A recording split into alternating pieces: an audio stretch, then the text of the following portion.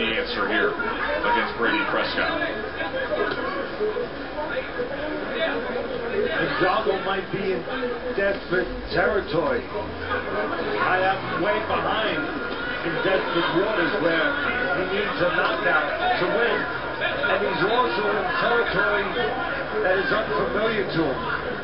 He's passed the 8th round for the first time in his career. Prescott has been 10 rounds or better 6 times. Upsets we've had both on our air, and our colleagues at the other networks have seen some fireworks that have surprised a few. You know, Prescott has 19 knockouts, but when I look at his knockout record, Joe, I see that over 90%, maybe 95% of them come in the first 3 rounds.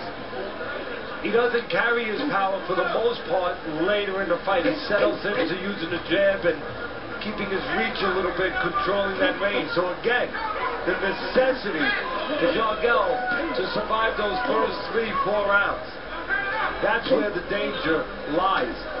Just stood up to a series of headshots that included an uppercut.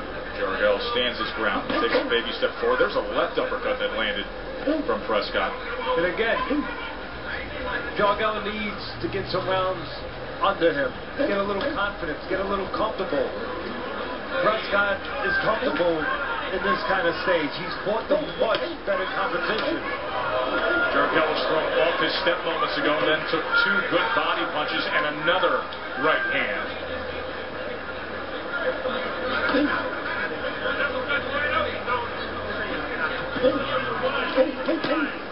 Double jab, right hand from Prescott again. Prescott's a smaller man tonight. Most of his fights, for the ones that we have weights on, has been between lightweight and junior welterweight, while Jargell have been between junior welter and welterweight. So maybe that little bit of a size advantage of Jargell allows him to absorb, allows him to endure. Maybe it allows him to survive the punches early on. Mongolian mongoose a little thicker, Prescott a little taller. It's got him by 2 inches.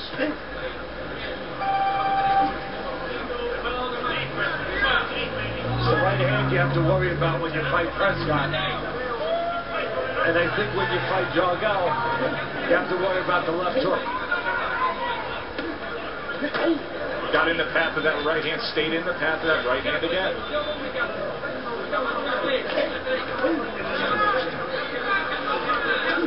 If I'm in the corner of Jargell, I'm telling him, use your jab, try to take the jab away from the taller Prescott, but whatever you do, move your head to the left. Do not leave your head on the right side. If you're going to make a mistake, make it on the left side, not on the right side. To the end of 3, and Brady Prescott still in control early. Stay with us, more to come from Mohegan Sun. Round number 4 here between Brady Prescott and Bayanjargal. We're getting our first look at Jargell on Friday Night Fights, sitting ringside. Teddy, you scouted him, you watched a lot of tape, and I think your assessment was dead on. And as we reach now round number 4, starting to get to that point where you say, okay, if he can get through this phase of the fight, now things will be more to his advantage under his terms, but still, Prescott a lot to deal with. I agree, Joe. And as you see, as we get into the later stages or towards the first half of the fight, the 4th round, you see why Prescott has accumulated most of his knockouts in the first 3 rounds. He's boxing more now. Once he gets to a certain point, Prescott, as I touched on the last round, will all of a sudden change his mentality.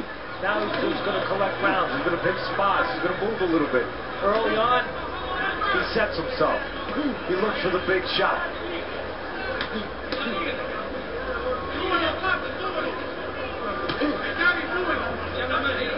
Jargell has been cut over his right eye. A problem he hopes not to have tonight.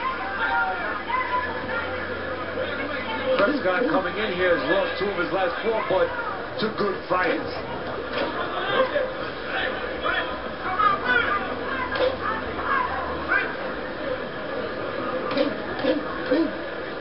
Triple jab on Brady Prescott.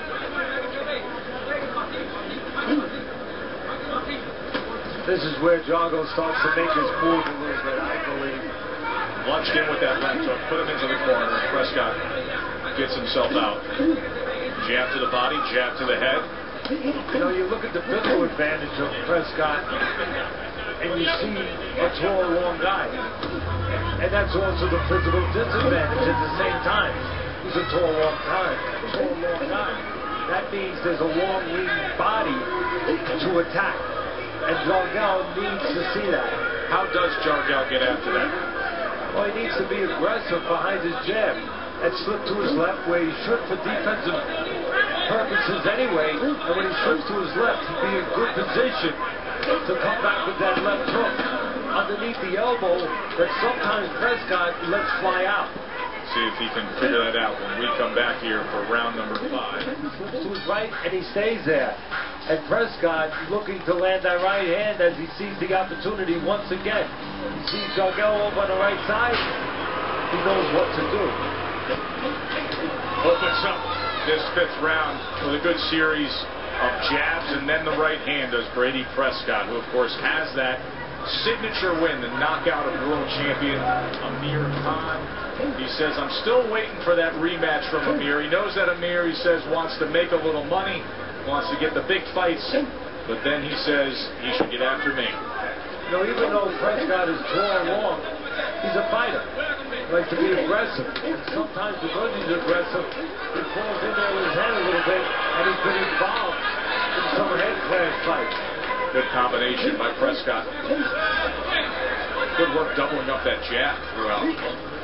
Good work being tall from Prescott. Indeed. Getting full extension on his punch and punching where he can land and simply put, Jargal cannot. You're a tall guy, you want to punch from the place where you can be tall on the outside, and Prescott is doing exactly that. Reminder, Sunday Night Baseball presented by Taco Bell. 8 o'clock will be Reds against the Cards, and then Monday Night Baseball at 7, White Sox, Yankees.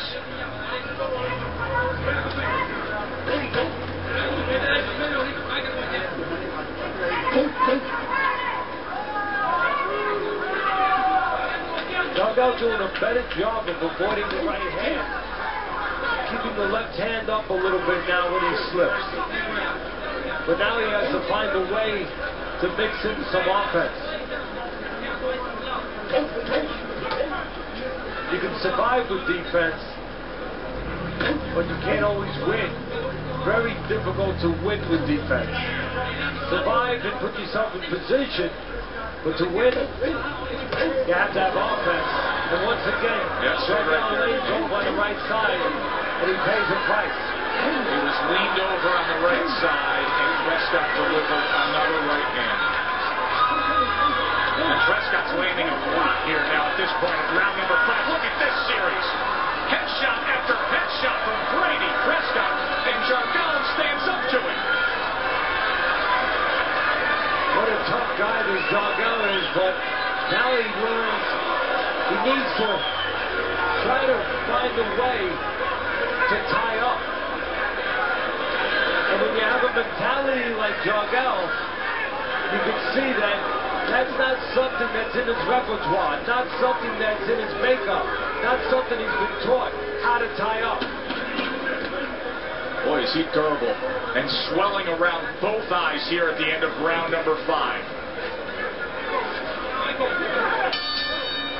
Like this, one guy dominant, the other guy surviving. A lot of punches from Prescott, a little slapping there, but domination from Prescott.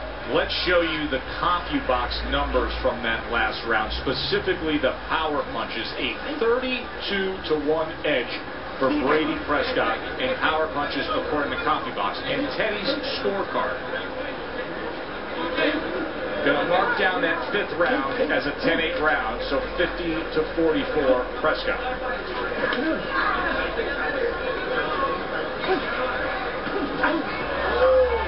I think you could give a demerit to Prescott in that last round, but if you could, you would say, why did you not place at least one nice shot to the body? Because while Jargal was showing great heart and great survival skills.